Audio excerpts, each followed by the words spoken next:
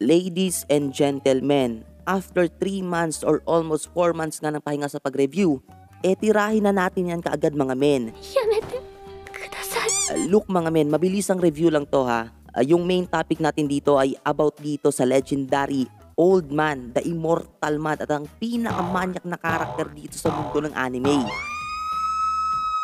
See guys, ang karakter na to ay walang kupas, mapa Dragon Ball Z, Dragon Ball Super, wala talaga mga men. Kalma lang manoy guys ha, hindi lang legendary bastos etong si Master Roshi.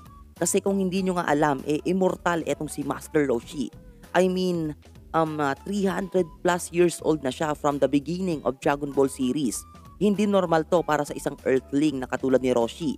In Dragon Ball Super nga mga nasa 340 to 350 years old na nga etong si Master Roshi. Unusual talaga to para sa isang normal lang na tao. Unless kung isa nga siyang divine being like Great King Kai or Kaioshin, mga ganyan. Bilang master nga nila Goku, masasabi talaga natin na malakas etong si Tanda.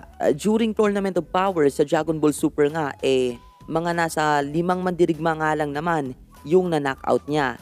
Not to mention, yung mga natalo niya na yan mga men, one of the strongest fighter ng bawat universe nila. Tapos si Master Roshi, isang hamak na matandang manyak lang, 'di ba? Ito talaga yung pinaka-idol ko na legendary pervert sa mundo ng anime. Imagine si Android 18 guys, hindi nakapalag, 'di ba? Well, bago nga natin tapusin ang video na to mga men, nais ko lang sabihin na meron nga tayong Bilibili channel. So ilalagay ko na lang yung link dyan sa description sa ibaba para ma-follow nyo na din yung ating Bilibili space. Maybe makakabalik na din ako sa paggawa ng content, kaya mag-subscribe ka na para lagi kang updated sa mga bago nating upload na videos.